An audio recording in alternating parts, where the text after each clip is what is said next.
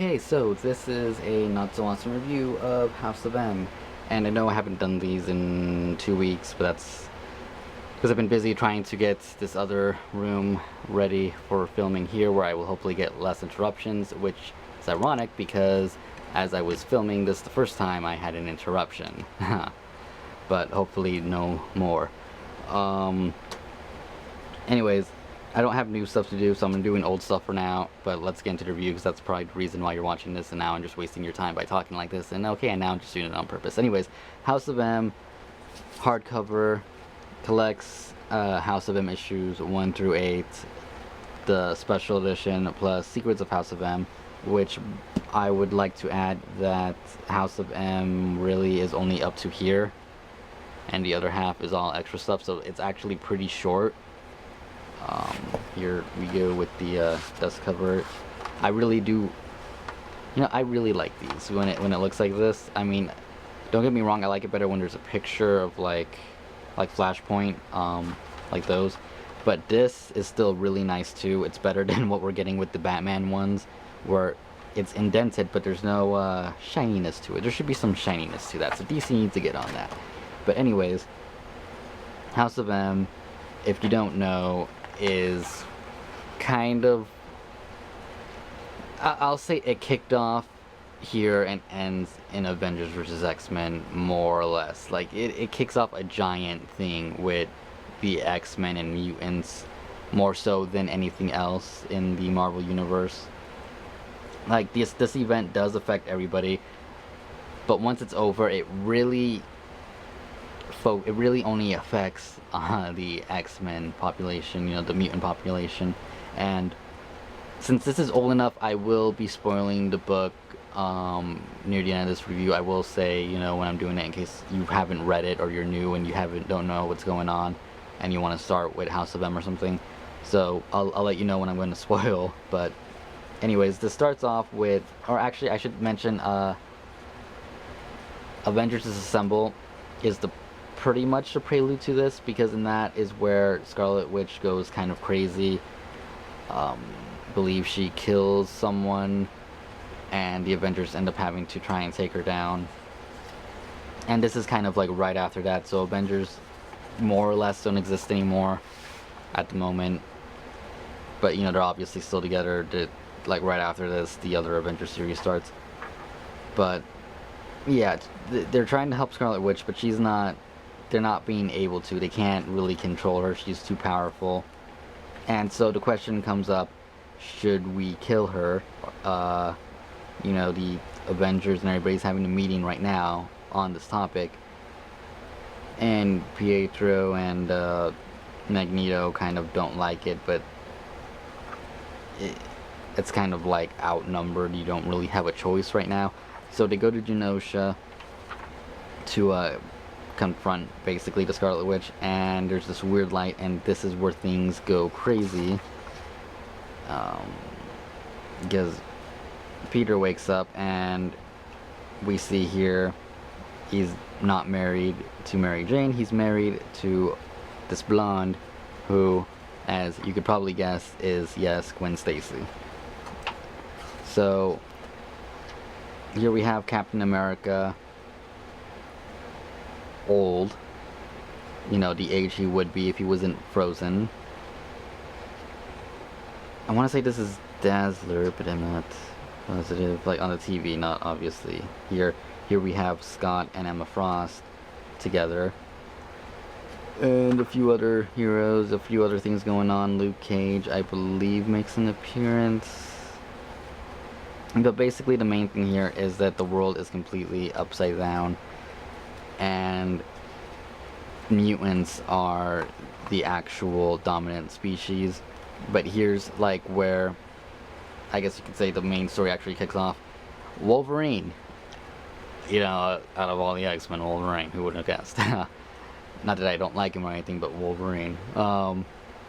He wakes up just randomly wakes up, and guess what? I remember everything, or he remembers everything. That's kind of like his mentality. Like, I remember everything of what's going on.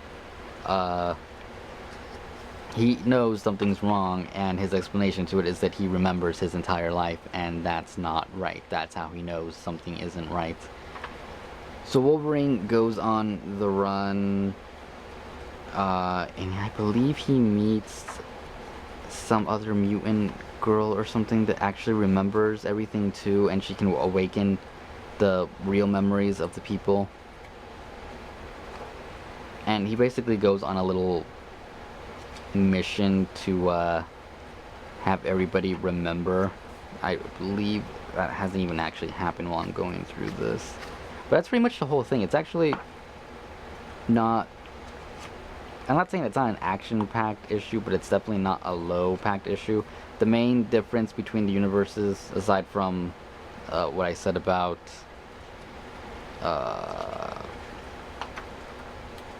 mutants being the dominant species, is Magneto is basically the ruler of the world. And he is having his gathering soon, and that's where, see, as you can see here, this is Emma remembering everything. Spider-Man is bald, which is a little bit weird. But basically, yeah, here he is remembering everything too. It's kind of hard to go through. I mean, in retrospect, this isn't really like an action-packed thing. There is plenty of action with the Avengers going after Wolverine, trying to stop him, but it's not really the same Avengers. They're mutants. He's basically trying to make everybody remember the real reality. And they go to Scarlet Witch to have her change everything back. And it's really good. I'm not doing it justice with this review. I'm definitely not. If you like alternate realities, if you like alternate universes, this is definitely something you should be reading. Even, you know, go out, get the paperback or something if you don't want to spend that much money. Get the digital download or something.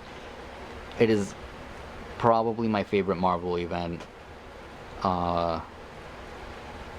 And there are all other issues like House of M Spider-Man, House of M Captain America, which I believe is just one issue, and a whole bunch of different things like that, where it shows them in their alternate universe, and it's just really, in my opinion, it's just really interesting stuff there.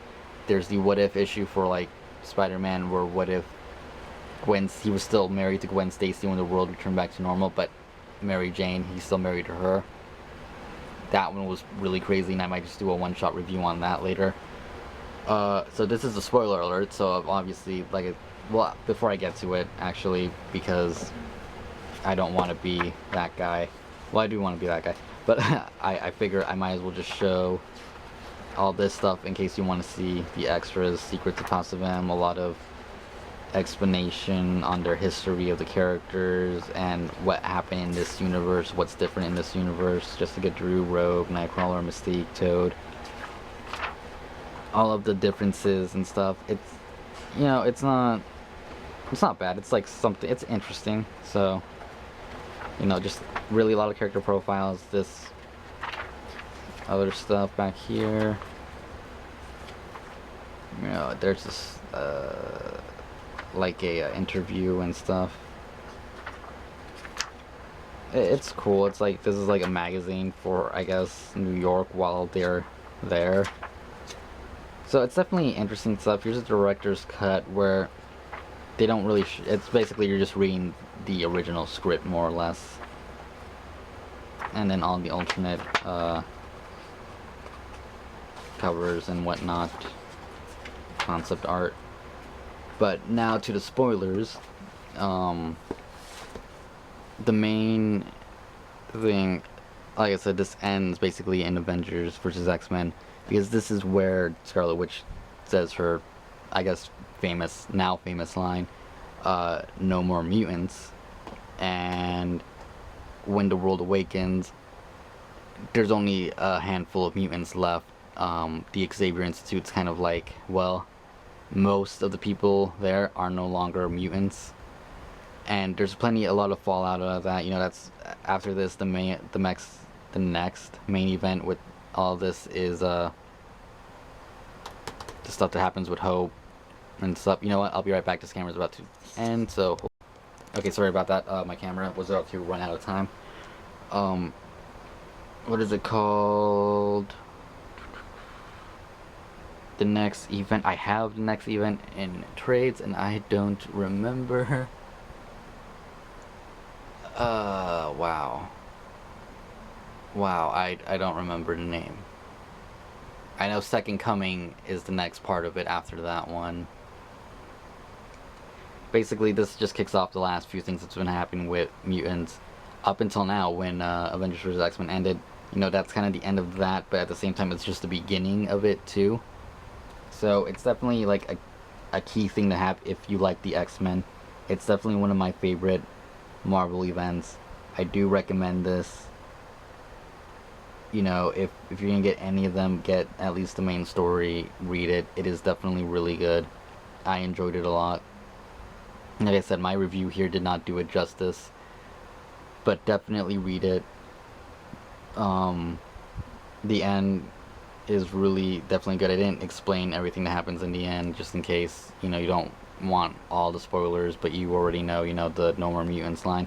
There's actually a What If comic that I also have that I might do a review on later with the other one, where what if she said no more superpowers or super something like that, and in that world everybody's just back to normal, and well, not back to normal because, you know, but you know, they're all like not super anymore. And the cool thing about that what if issue is the Skrull invasion happening. Civil War, Skrull invasion, you know, they don't have superpowers, so how does that work out? You know, it's in there, it's really good. And there's 3 more hardcovers. I have 1 more. I want to get the other 2. I might do a review on the other one, which is House of M, No More Mutants. And then I believe there's X-Men and Wolverine or Magneto or something. And there's Spider-Man 1 with I don't know what else in it. I don't know. I don't remember. Either way, like I said, if you're gonna get any of them, get this one. Even if it's in paperback, digital form, trades, not trades. That's obviously a trade. Issues, definitely really good. Anyways, I hope you enjoyed this review. Like I said, wasn't that great. Didn't do it justice, but this is a not so awesome review, and that is what I specialize in. So if you have any questions, leave them in the comments, and don't forget to like and subscribe if you guys want. And I will see you next week.